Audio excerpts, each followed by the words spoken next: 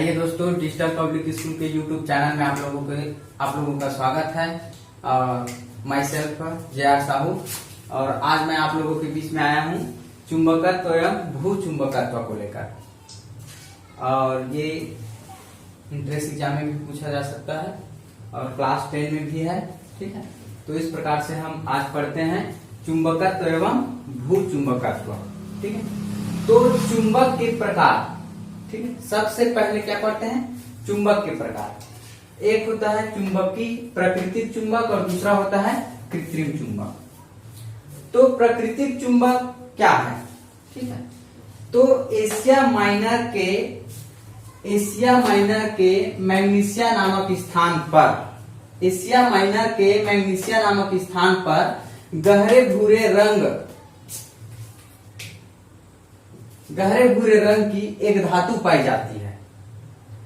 इस खनिज पदार्थ को उस स्थान के नाम पर मैग्नेटाइट रखा गया है और उसी ही मैग्नेटाइट कहते हैं।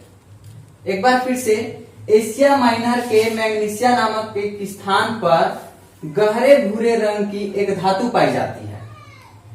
इस खनिज पदार्थ को उस स्थान के नाम पर मैग्नेटाइट कहते हैं।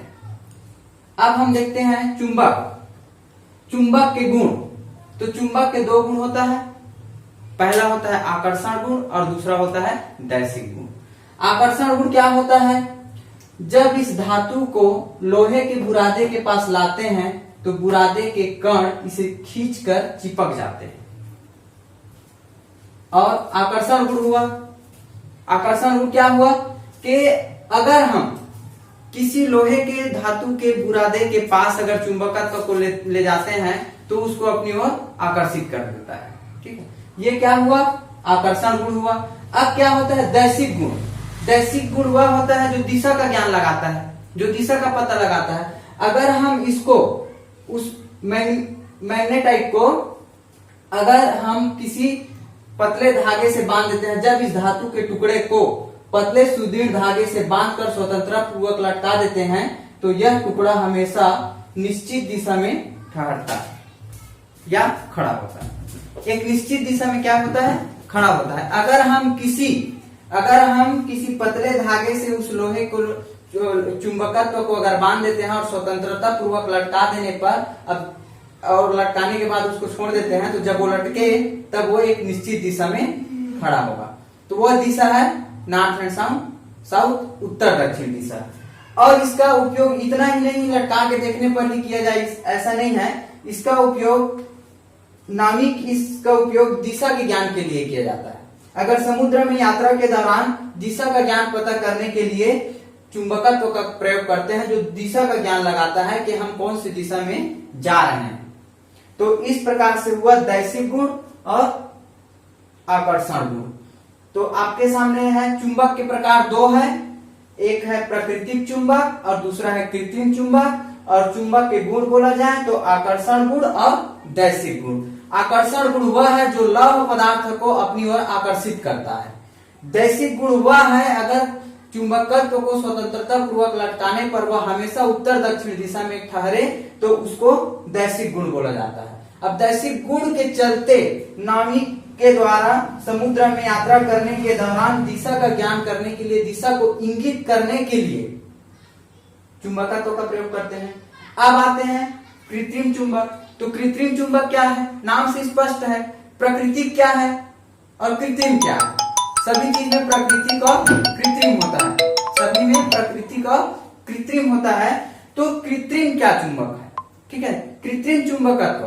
तो कृत्रिम चुंबक जो मनुष्य के द्वारा बनाया गया है और प्राकृतिक चुंबक जो प्राकृतिक में पहले से देन है, जो प्रकृति के द्वारा प्राप्त होता है, उसको किसी के द्वारा बनाया नहीं गया है। तो कृत्रिम चुंबक देखते हैं। कृत्रिम चुंबक कैसा होता है?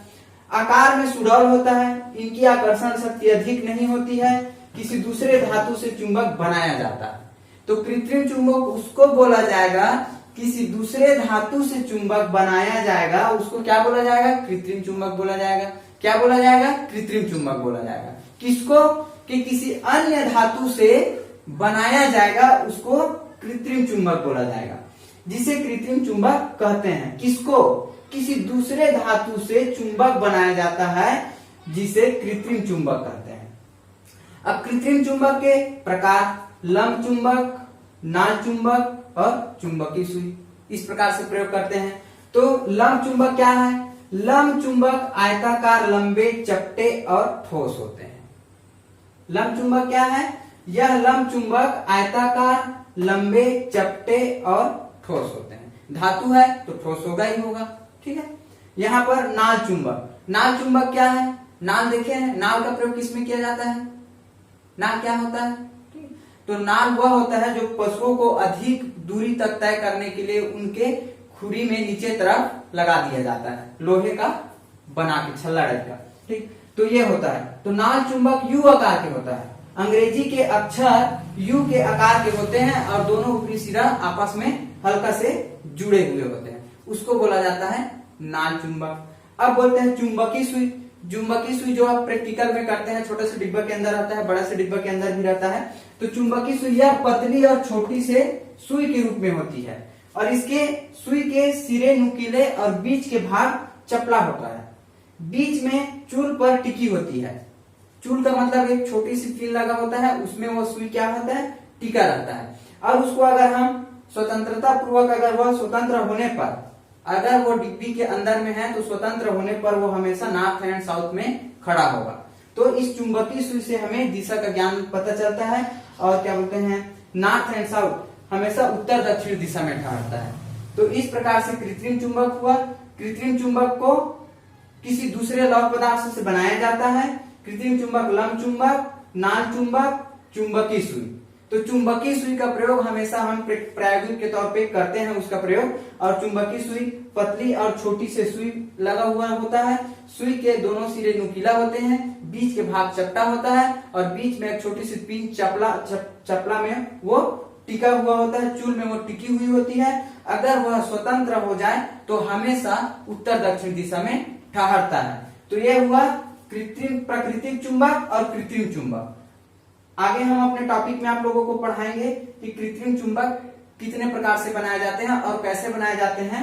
तो आइए दोस्तों, मैं आशा करता हूं कि ये हमारा चुंबकत्व एवं भूचुंबकत्व आप लोगों को समझ में आया होगा और कमेंट्स के माध्यम से आप बता सकते हैं। और यदि हमारे YouTube चैनल को लाइक एवं सब्सक्राइब नहीं किए होंगे तो प्लीज लाइक एवं सब्सक्राइब कर दीजिएगा और बेल आइकन की घंटी को दबा दीजिएगा ताकि आपको हमारी अगली वीडियो का नोटिफिकेशन मिलती रहे। धन्यवाद।